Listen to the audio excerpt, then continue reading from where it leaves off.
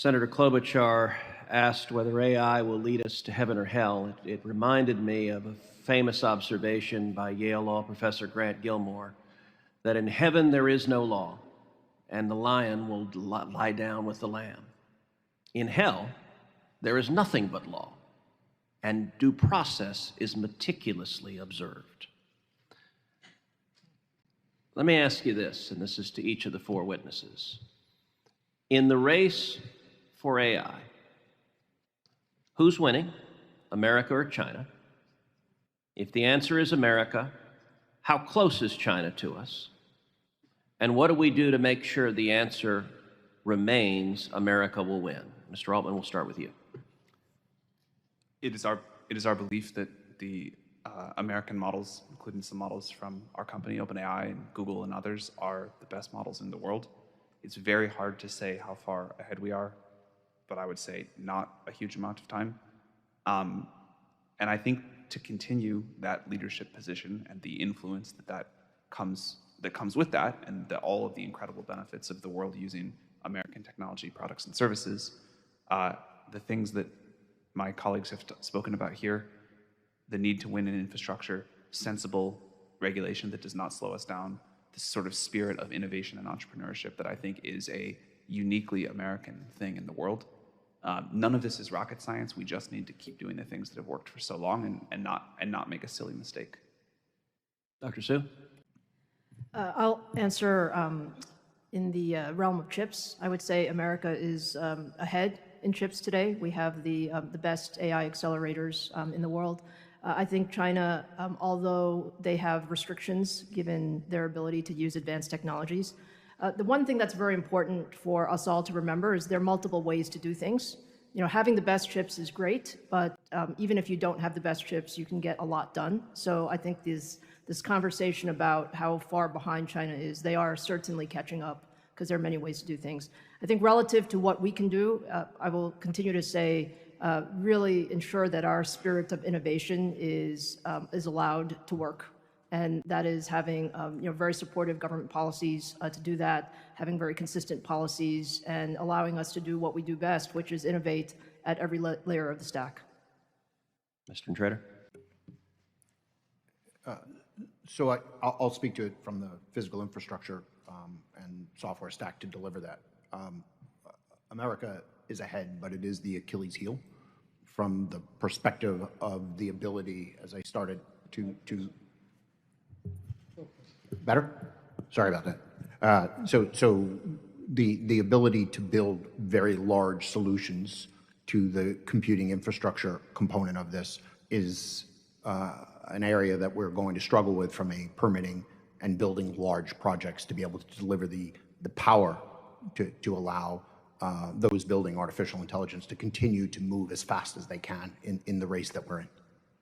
Mr. Smith?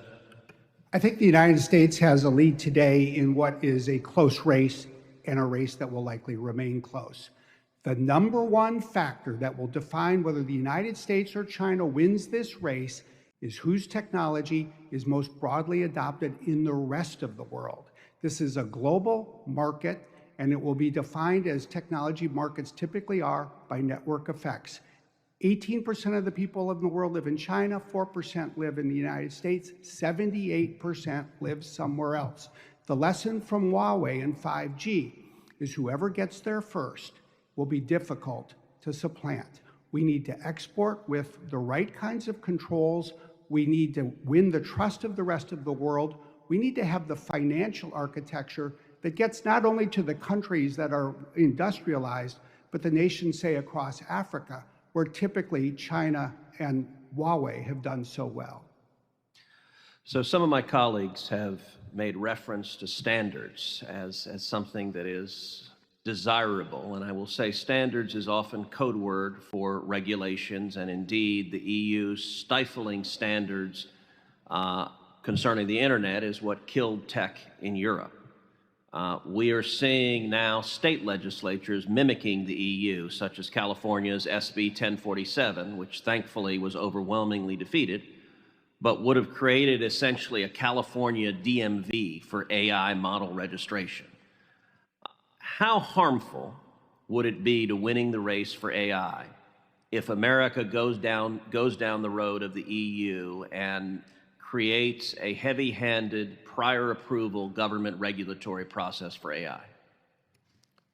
I think that would be disastrous. To give a more specific answer to your previous question, which I think touches on why it would be so bad, there are three key inputs to these AI systems. There's compute, all the infrastructure we're talking about.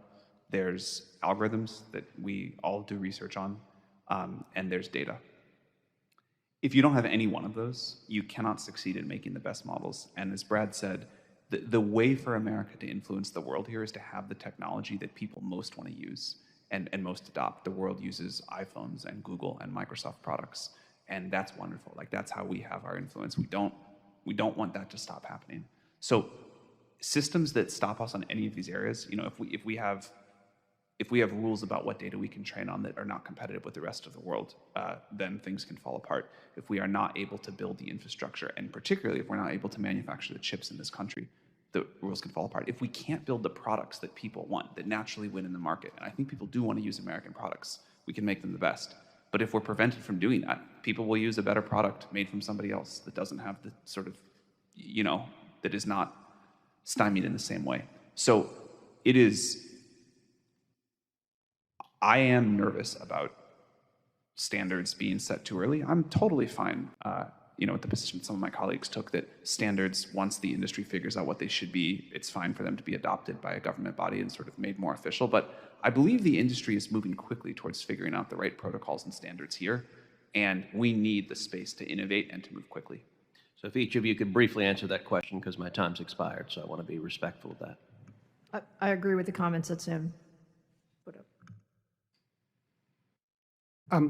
I agree, and I would just say, and I think the point you're making is we have to be very careful not to have these pre-approval requirements, including at state levels, because that would really slow innovation in the country.